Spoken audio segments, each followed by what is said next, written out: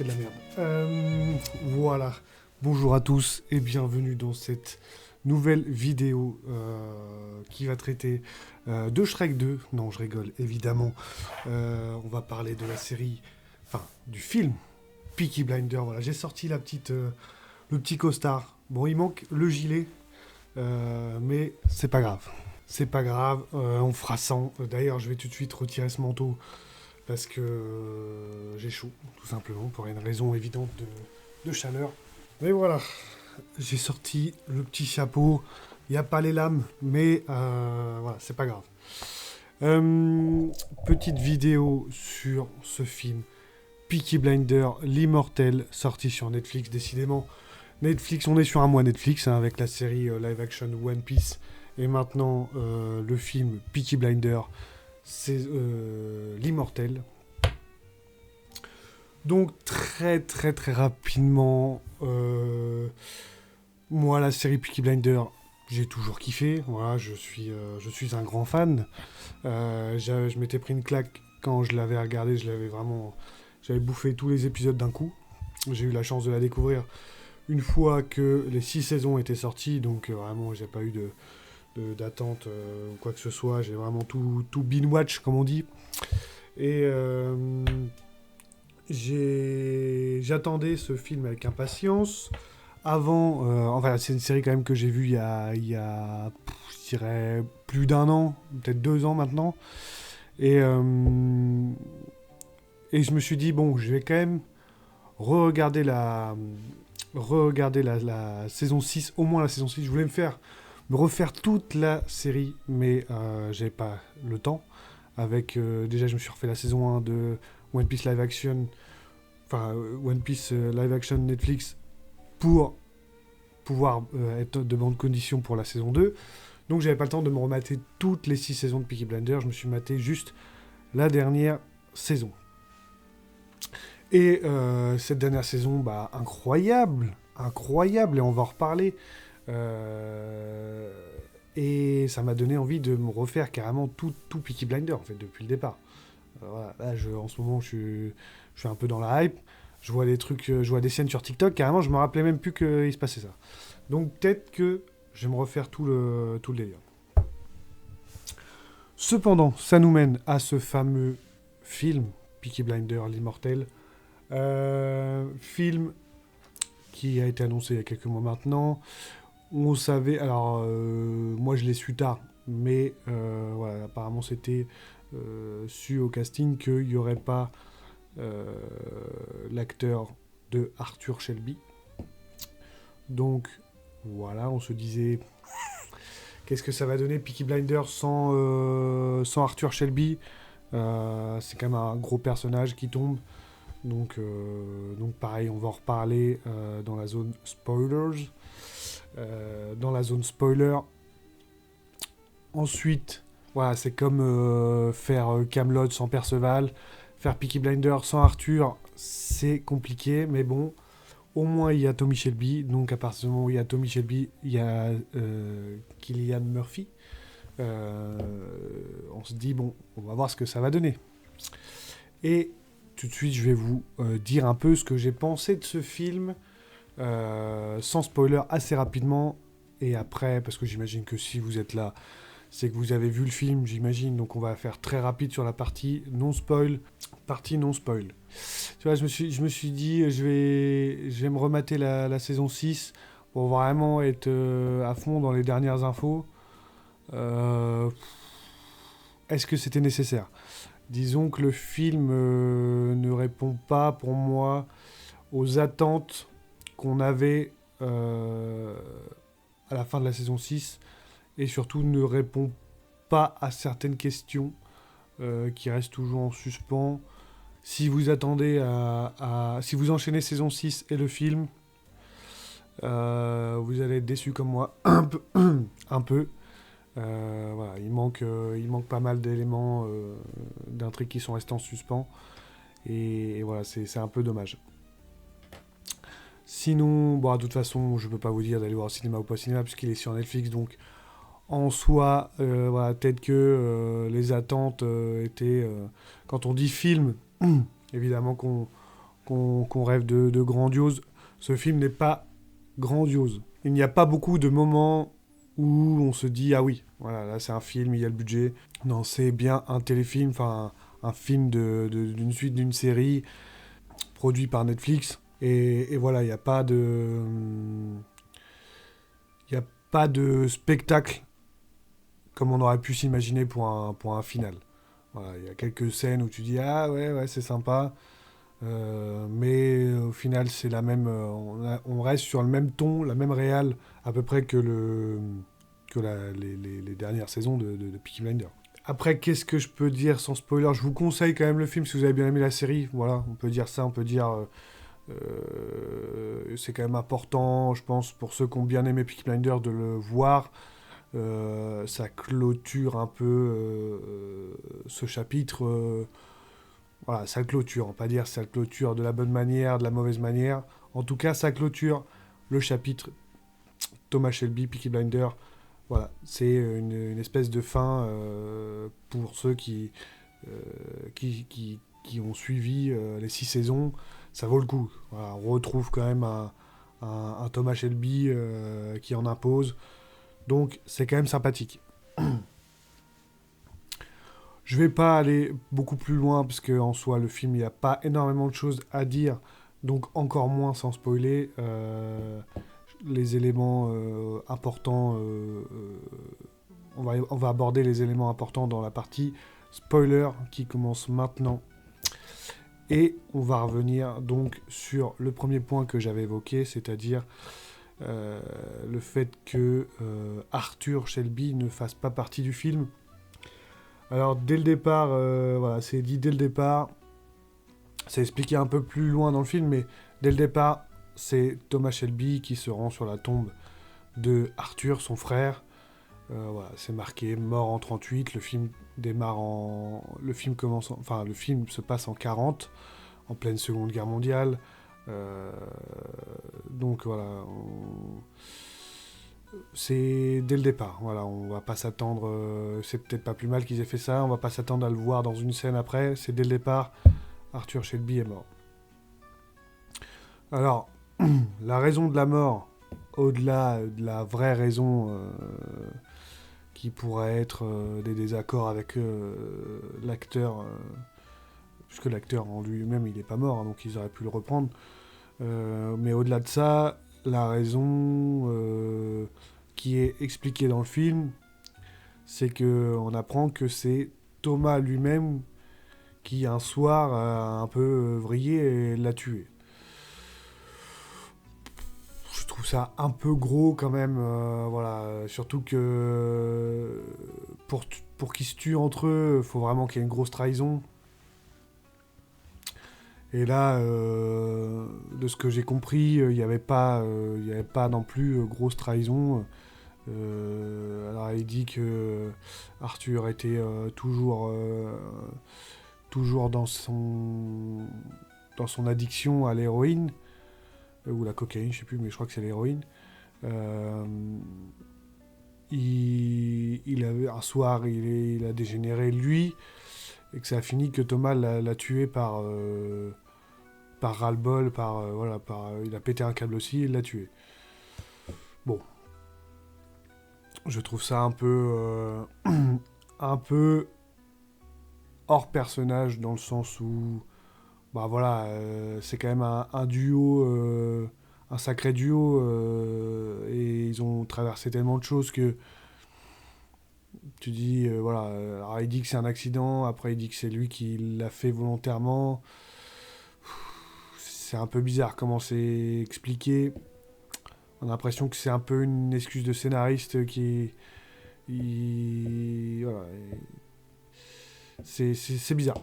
Bref, l'histoire, bon, globalement, alors on a Thomas Shelby qui vit un peu reclus. Alors moi, j'avais compris qu'à la fin de la saison 6, pour moi, quand il s'en va, tout le monde sait plus ou moins qu'il est mourant. À la fin, il découvre qu'il n'est pas mourant, et quand il brûle quand il fait brûler sa charrette, là, enfin son truc, je pensais qu'il allait se faire passer pour mort et disparaître de tout réseau, et qu'en fait, dans ce film-là, ça allait être le le retour du Thomas Shelby alors que tout le monde le pensait mort. Je pensais que et ça aurait été vachement intéressant, voilà, quand t'as un personnage que tout le monde croit mort, donc ils se permettent des choses, et là, quand t'as un retour emblématique d'un personnage comme ça aurait été super. Alors que là, dès le départ, bon, il y a déjà un de ses camarades Peaky Blinder qui est, je sais plus le nom du personnage, mais qui est là dans toute la série, qui vit avec lui, enfin qui l'accompagne. Il y a sa sœur Ada, qui vient le voir au début du film. Il y a eu cette fameuse altercation il y a quelques années avec Arthur qui a mené à sa perte. Donc en fait, le personnage ne s'est pas du tout fait passer pour mort. Il s'est juste un peu reculé de la vie politique, ne gère plus aucune affaire. Il est tourmenté, il écrit un bouquin qui parle de son frère, qui parle de sa vie. Mais j'ai trouvé ça dommage qu'il y ait pas ce... Moi, je m'attendais à un truc comme ça, quoi. Et au final, tu dis, bah, c'est un peu dommage que tout le monde le croyait mort et en fait, ça a été désamorcé très rapidement. Et tout le monde sait qu'il est vivant, même voilà, on va en parler aussi du personnage de Juke, mais même à Juke, on lui dit, voilà, ton père. Mais on dit pas ton père défunt, on dit pas ton père, voilà, tout le monde sait plus ou moins qu'il est encore là, quoi. Et du coup, bah, quand il revient, bon, il revient, mais ça n'a pas le même effet, quoi. Juste, bah, il se repointe. Alors que s'il était revenu d'entre les morts, entre guillemets, ça aurait vraiment eu plus d'impact. Mais bon, bref.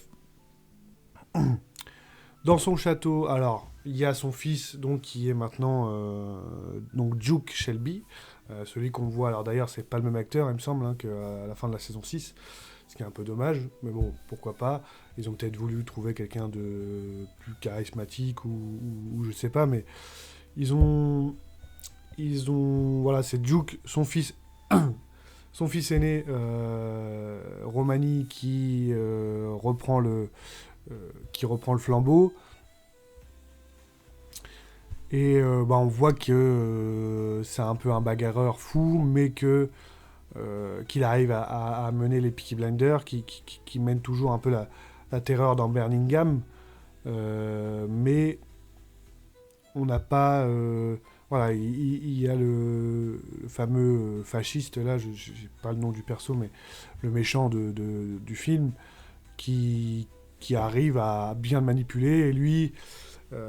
c'est pas comme Thomas qui arrivait toujours à remettre un peu, à arranger la chose dans sa faveur. Lui, voilà, il se fait plutôt manipuler et voilà, il a pas vraiment de...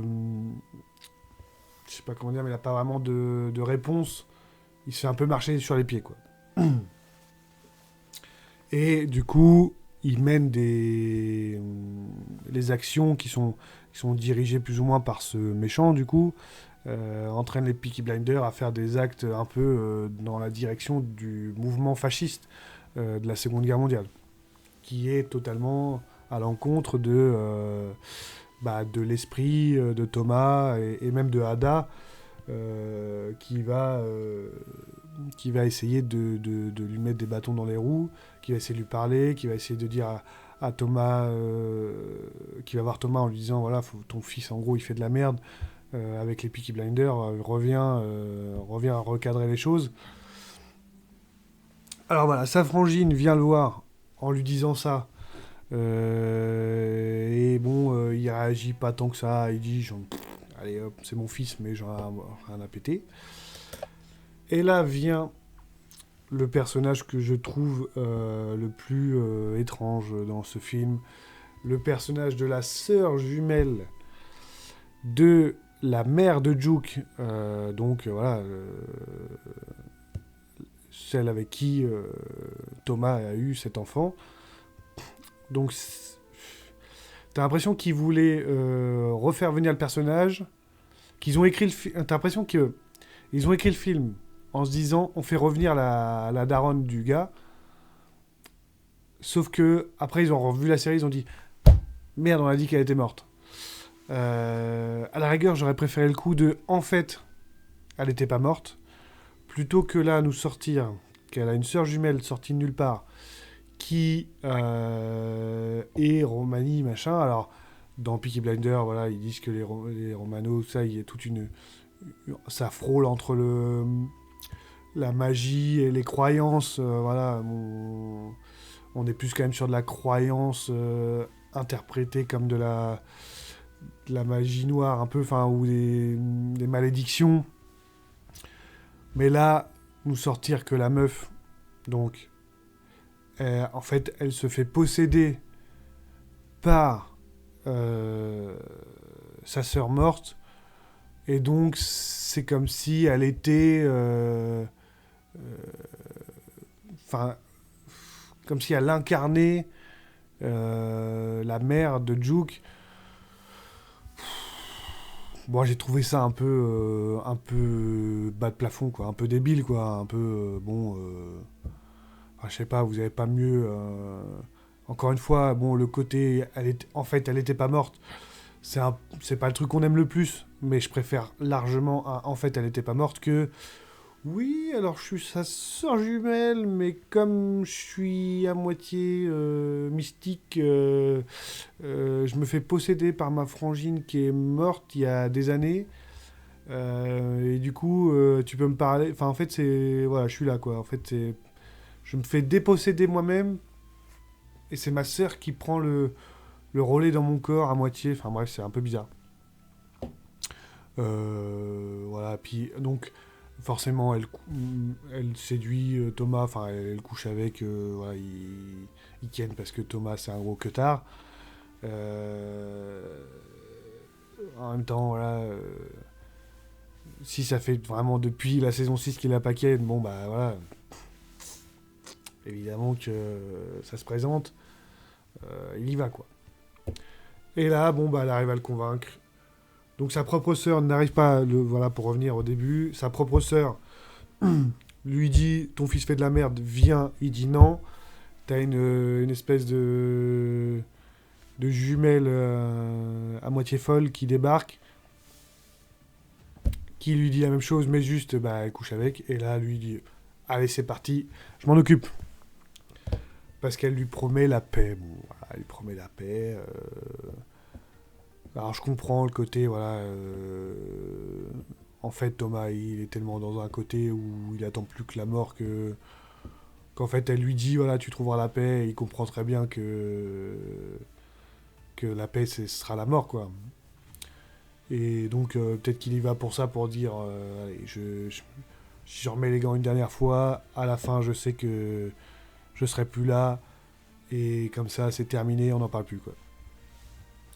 Donc je comprends cet aspect-là, mais je trouve que c'est un peu mal fait avec cette espèce de jumelle folle. Parce qu'elle elle va même voir Juke, et elle fait un peu la même cinéma avec Juke, voilà, machin. En plus, c'est vraiment une méchanceté, puisque voilà, elle donne à Juke la balle avec gravé Tommy, elle dit, voilà, à la fin, c'est soit lui, soit toi, mais t'inquiète, ça sera toi, donc vas-y. C'est compliqué, quoi. C'est compliqué. Et dans tout ça, dans tout ce bordel, au-delà d'Arthur, Shelby qu'ils ont fait mourir, alors ils disent que Charles, le deuxième fils de Tommy Shelby, est parti combattre en Afrique du Sud, je crois. En Afrique du Nord, bon, bref, il est sur les côtes, sur les frontières africaines, enfin bref. Mais du coup, ça s'arrête là, pas de nouvelles. Voilà, il est parti à la guerre, mais y a pas, on le voit pas, il n'y a pas de... Voilà, c'est juste, il est évoqué comme ça. Ah oui, ton deuxième fils, ouais, en fait, il est pas là, il est à la guerre. Ok, soit. Le fils... Non, le quatrième frère. Je suis pas fou, ils ont un quatrième frère. Il y avait Arthur, Tommy, John, et un quatrième, là, un moitié rouquin, là, qui trahit au début de la saison, qui trahit un peu les Peaky Blinders à la fin de la saison 6, justement, où c'est Juke. Ça aurait été vachement intéressant de le revoir, puisque justement, c'est Juke qui est le fils de Thomas, qui vient débarquer, et qui lui dit, voilà, tu es exclu de la famille Shelby, et l'autre dit, en plus, l'autre il lui dit clairement, je reviendrai te faire la peau. Et là, où est passé ce personnage? Est-ce qu'on va le revoir? Est-ce qu'on va pas le revoir? Alors je dis, est-ce qu'on va le voir ou est-ce qu'on va pas le revoir? C'est parce que j'ai entendu comme quoi il y aurait une nouvelle série Peaky Blinders sur justement cette nouvelle génération avec Juke. Et donc peut-être que ça fera partie de l'un des premiers méchants. Voilà. Mais c'est un peu dommage d'avoir tous ces trous dans la raquette. Si vraiment ça se termine comme ça, c'est un peu dommage, quoi. Il manque, il y a des personnages qui manquent, c'est relou. Pareil, le fils de Ada, parce que du coup, Ada se fait buter par le méchant. Donc, mort de... En fait, ce film, c'est la fin de la génération Peaky Blinders qu'on a connue, quoi. C'est la fin de... plus d'Arthur, plus d'Ada, et à la fin du film, forcément, plus de Thomas Shelby. Donc voilà, toute la vieille génération disparaît. Place à la nouvelle. Mais le fils d'Ada, lui, autant ça aurait été Juke qui l'aurait tué. Bon, je peux comprendre qu'il n'ait pas envie de collaborer.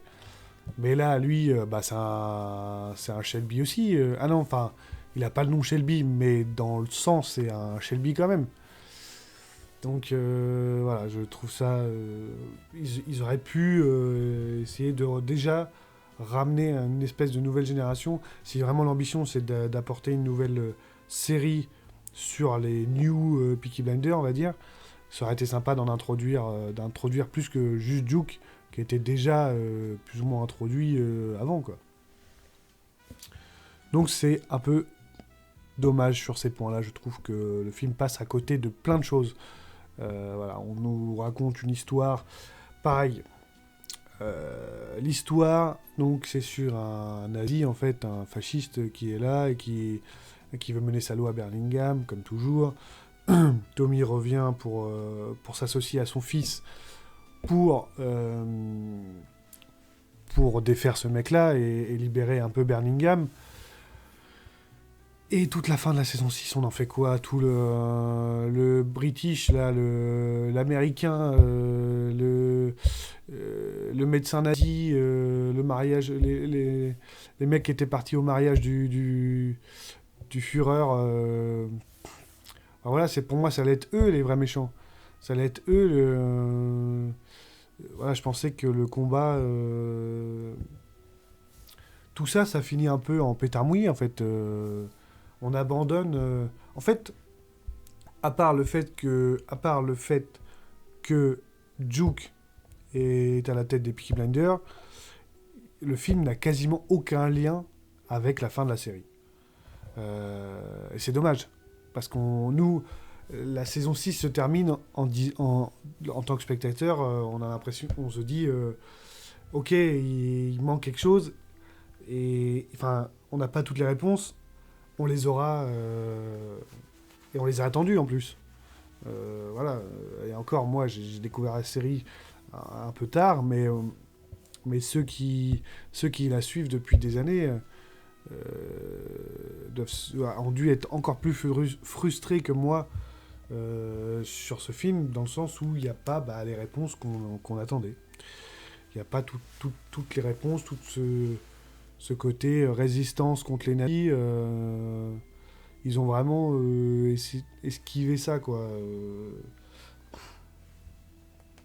Ils disent juste que voilà, Birmingham était une des dernières... Londres, l'Angleterre, enfin cette partie-là de l'Angleterre était l'une des dernières résistantes à toute l'invasion nazie, quoi. Je trouve ça dommage. Qu'est-ce qu'on a d'autre? Bon, on retrouve quand même, bon voilà, c'est quand même la force c'est quand même la force de cet acteur, de ce personnage. Voilà, quand Tommy Shelby redevient, arrive en grande pompe. Bon, ça claque, voilà, ça claque quand il fait. Dans la scène dans le bar où il arrête la musique, il revient au Garrison, il dit c'est qui le patron. C'est sympa. Bon, moi personnellement, tu me mets une grenade dégoupillée dans le manteau.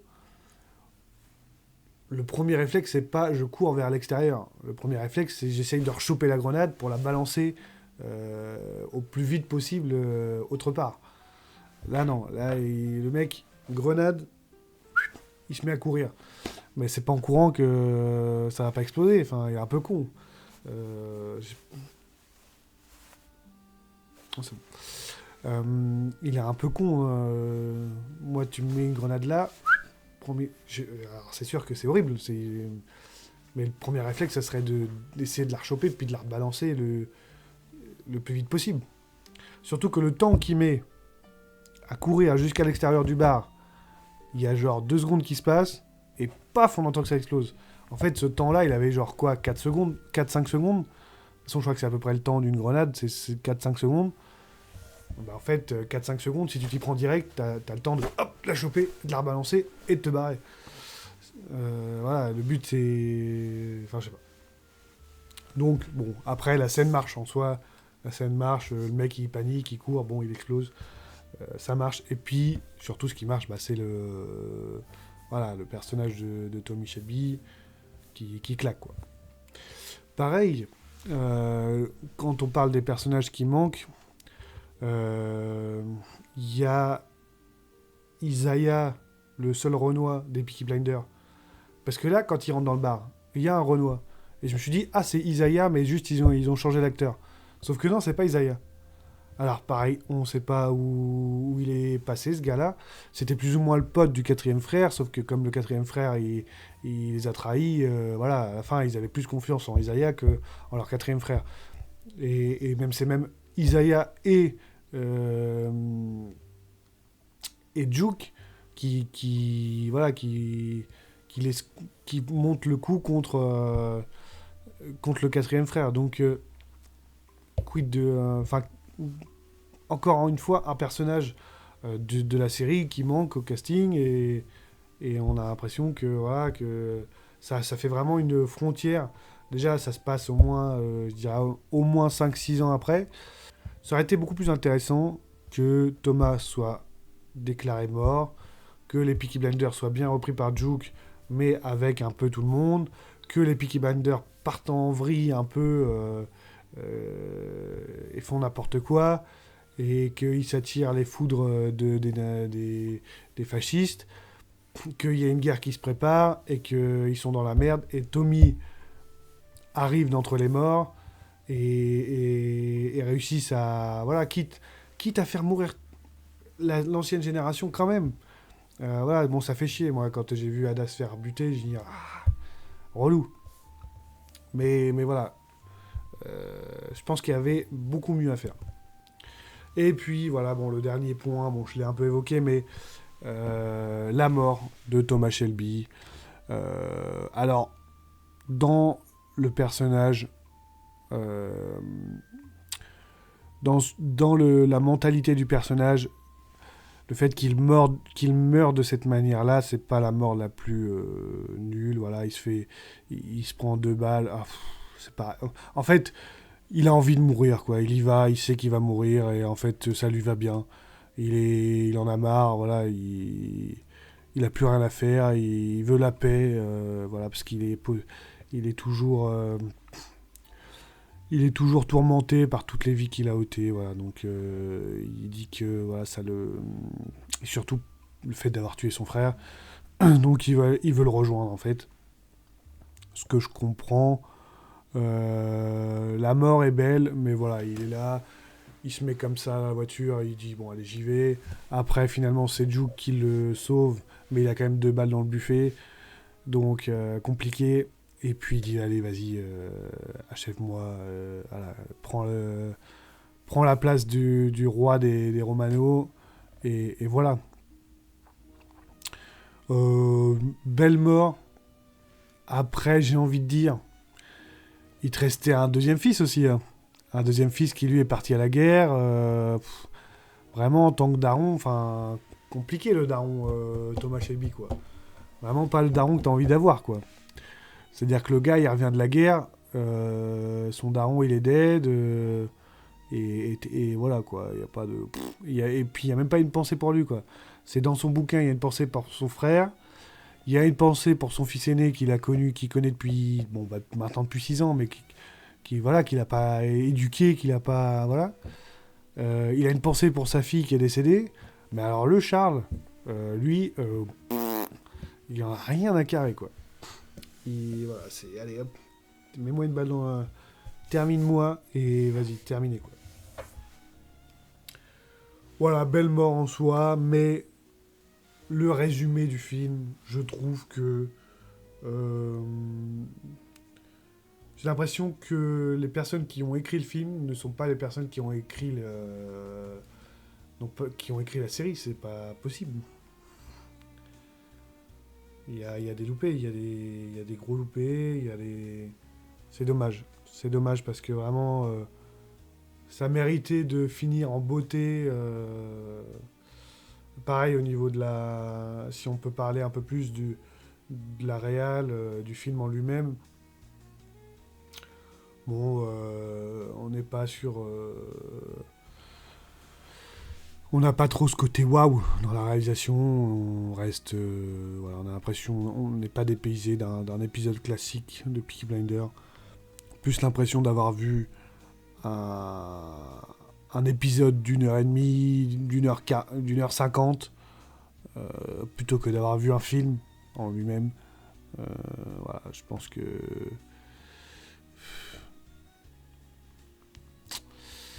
C'est embêtant. Hein. C'est embêtant quand c'est décevant comme ça, c'est relou. Après, le film est pas nul. J'ai pas passé un mauvais moment, mais ça m'a fait plaisir de revoir l'acteur. Mais pareil, Cillian Murphy, tu sens que il a raccroché. Je pense qu'il a dit, ok les gars, je reviens, mais c'est la dernière fois et je meurs dans le film. Comme ça, terminé. On n'en parle plus, quoi. Je remets la veste une dernière fois, comme le perso. Allez, je vous fais plaisir, on va faire une fin. Je viens. Et voilà, mais est-ce qu'il aurait... Je pense que ce film a plus été imaginé dans le sens de la prochaine série qui va être, je pense, Duke, qui va être à la tête des Peaky Blinders, et voilà, et ça va être une série vraiment un peu comme à l'ancienne, mais avec un nouveau casting, en fait, qui se passera dans les années 50. Peut-être avec, j'espère, enfin des impacts de Birmingham, parce que là, par les bombardements, à part un peu l'occupation fasciste, bon on ressent pas non plus on est en 1940, au tout début de la Seconde Guerre mondiale, il y a des bombardements, mais à part ça, on ressent pas voilà, je pensais que il allait avoir un peu un épisode Peaky Blinders contre les Nazos, quoi. Et pas vraiment. Et donc là, s'ils refont une série au début des années 50, voilà, est-ce qu'on aura un peu l'impact qu'a eu la Seconde Guerre mondiale sur la ville et sur le commerce Shelby et les Peaky Blinders.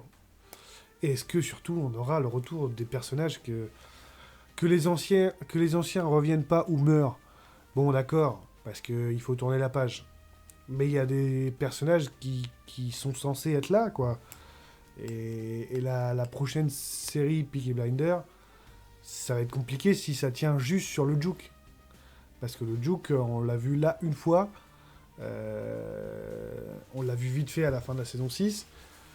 Mais bon, ça suffit pas à... Voilà, il y a d'autres personnages à faire revenir, à traiter. Voilà, peut-être que le Charles qui va revenir de la guerre, il va peut-être se dire, bon, vous êtes bien sympa, mais bon, entre guillemets, le fils légitime, même si toi t'es le fils aîné, moi je suis le fils, entre guillemets, plus légitime, quoi. Donc ça pourrait être intéressant, il y a plein de trucs à faire. Il y avait plein de trucs à faire sur ce film. Ça a été un peu loupé pour ma part. Le pari, la fin de l'arc, Thomas Shelby est un peu décevant. N'est pas à la hauteur de toute la série. Voilà. Vous noterez quand même que j'ai fait péter le costard. Voilà. Bon, la chemise est pas repassée, il manque la veste. Mais bon, on s'en fout. Voilà, c'était... j'ai fait l'effort. J'ai fait l'effort. Tout de suite... Voilà. Puis, je me suis dit, je peux pas parler de Peaky Blinder sans représenter un minimum. Globalement, puisque c'est la tradition, alors bon, non, j'ai généralement fait plus ça pour les films au cinéma que je viens de voir. Celui-ci est plus un film, téléfilm Netflix. Mais je vais quand même lui donner une note. Ah, c'est dur. C'est dur, c'est dur. C'est dur, mais en même temps, si je dois être honnête sur le film que je m'attendais à voir, le film que je voulais voir et le film que j'ai vu, ah, c'est en dessous. C'est très bas. C'est très bas. J'ai pas passé un mauvais moment, mais je m'attendais tellement à mieux. Mais encore une fois, c'est un film d'une série, et c'est pas... Mais bon, c'est dommage, il y avait plein de trucs à faire. Non, moi je mettrais... Je mettrais un 9 sur 10. Ah non, pardon. Un 9 sur 20. Je mettrais un 9 sur 20 parce que ça m'a fait plaisir de revoir Thomas Shelby. Mais que en dehors de ça, c'est pas à la hauteur. C'est pas à la hauteur de... C'est pas à la hauteur. Et ce que ça raconte, c'est pas inintéressant, mais c'est pas ce que je voulais voir. Et j'ai peur que ce film soit là juste pour faire une pub de... Pour faire une transition. En fait, le film, c'est pas la fin de... C'est pas une vraie fin pour Peaky Blinders, c'est une transition douce vers une nouvelle série. Et ça, pour ça, c'est dommage. À la rigueur, fait un film, fin Peaky Blinders, et un film démarrage, introduction de la nouvelle génération. Enfin, ou j'en sais rien, ou faire un mix des deux. Mais là, c'est plus une transition douce qu'une vraie fin. Donc pour moi, c'est un 9 sur 20. Voilà, j'ai ma note. Parce que bon, voilà, l'ambiance quand même est quand même là. Il y a certains personnages qui sont cool. Il y a quelques passages très, très sympathiques, mais ça va pas plus loin. Donc c'est en dessous de la moyenne. Sur ce, cette vidéo est d'ores et déjà presque terminée. J'ai pas les dates en tête, mais prochainement on va avoir la série Malcolm. Alors est-ce que j'en ferai une vidéo? Je sais pas, ça dépend si j'ai des choses à dire ou pas. Sur la série Malcolm, il va y avoir saison 2 de Daredevil. Pareil, est-ce que je fais une vidéo dessus ou pas? Ça peut être intéressant dans le contexte Marvel, tout ça. Les prochains projets à venir, ça peut être très intéressant. Le film Mario Bros, Super Mario Galaxy, je ne louperai pas le rendez-vous et on en parlera ici. Et surtout aussi le film biopic sur Michael Jackson. Voilà un peu les vidéos à venir prochainement, au minimum. Voilà, on n'est pas à l'abri qu'il y ait d'autres choses qui sortent entre deux. J'ai plein d'idées. Mais j'ai pas beaucoup de temps. Voilà. Il y aura au moins ce genre de vidéos. Prochainement donc, si cette review déjà t'a plu et que t'as kiffé le costard, tu me le dis en commentaire. Voilà, qu'est-ce que t'as pensé de ce petit film Peaky Blinders? Et qu'est-ce que tu as pensé du film? Est-ce que tu trouves que c'est une bonne fin? Ça m'intéresse sincèrement. J'aime bien débattre avec vous en commentaire, que ce soit sur TikTok, que ce soit sur les vidéos YouTube ou sur les shorts. Voilà, vous êtes un petit peu à venir petit à petit, voilà, un peu plus. Donc ça me fait plaisir. Voilà, je fais pas ça pour rien, donc c'est cool. Et puis voilà, on se retrouve très très vite. J'ai toujours du mal à finir mes vidéos, c'est incroyable. Allez, tchuss.